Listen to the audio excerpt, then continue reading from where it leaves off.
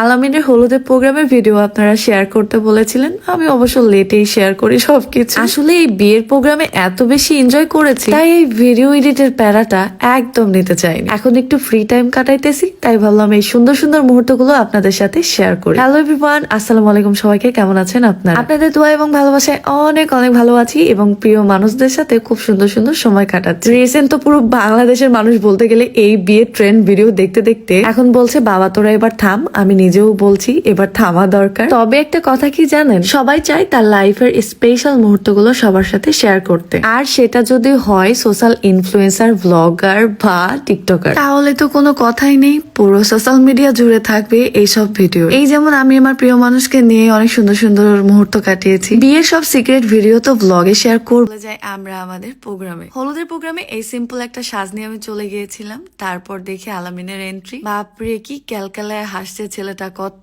খুশি তাই না? তারপর আলামিনকে কিছু বিয়ে নিয়ে প্রশ্ন করলাম, যেটা অলরেডি হয়তো আপনার রিলসে দেখে নিয়েছেন। ভাবা যায় আমার বান্ধবী বরকে নিয়ে কি সুন্দর করে এন্ট্রি করলো গেটে। এরপর আমরা খুব সুন্দর করে বরকে বরণ করে স্টেজের দিকে নিয়ে যাব। এর মধ্যে দেখেন আমার পার্সোনাল ক্যামেরাম্যান নিজের পার্টনারকে দিয়ে ভিডিও করাতে ভালোই লাগে তাই না? আমার এখনকার সবগুলো ভিডিও বলতে গেলে বাপ্পি করে দেয়। তো এখানে সব ভাই ব্রাদাররা মিলে ভালোই এনজয় করছিল। এইদিকে আমি আমার বান্ধবীকে নিয়ে ভিডিও করতে চলে যাই। আপনারা অনেকেই ভেবেছিলেন আমাদের মধ্যে কিছু হয়েছে, একদমই না। প্রতিটা সম্পর্কেই মান অভিমান থাকবে, এটাই স্বাভাবিক। তবে দিন শেষে ভালোবাসার মানুষের কাছে থাকাটাই সবচেয়ে বড় কথা। আমাদের ভালোবাসার মধ্যে কোনো স্বার্থ নেই যে এই স্বার্থের জন্য আমাদের সম্পর্ক নষ্ট হবে। হ্যাঁ, ঝগড়াঝাটি, মান অভিমান এসব থাকবে। এসব না থাকলে কোনো সম্পর্কই মজবুত হয় না। যেখানে ভালোবাসা সেখানে মান অভিমান, যেখানে মান অভিমান সেখানে ভালোবাসা একটু বেশি, তাই না? যাই হোক, এখানে আমরা খুব সুন্দর করে এন্ট্রি নিচ্ছিলাম বরের। হলুদের প্রোগ্রামে সব থেকে ইন্টারেস্টিং ব্যাপারটা কি বলেন তো?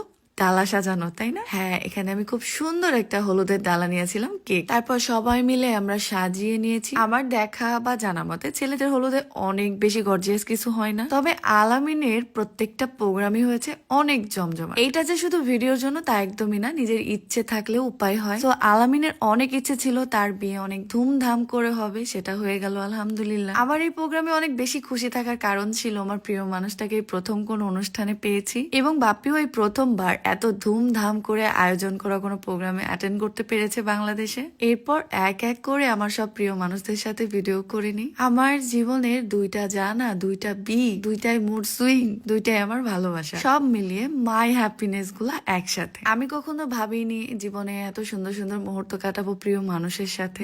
আমাদের সম্পর্কে যেন এরকম নাগিনের নজর না পড়ে, জাস্ট মজা করছিলাম। তিশা আপু বাপ্পির সাথে দুষ্টামি করে ভিডিও করতেছিল। Don't take this serious guys.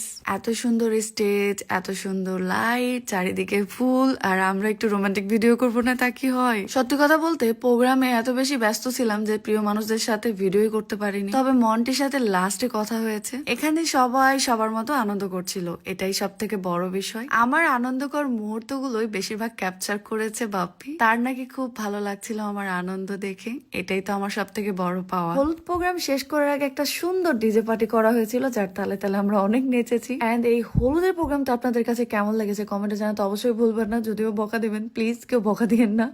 আমাদের এত সুন্দর একটা নাচ দেখে মনটা ভালো করে দেন। সো আল্লাহ হাফেজ, সবাই ভালো থাকবেন, সুস্থ থাকবেন।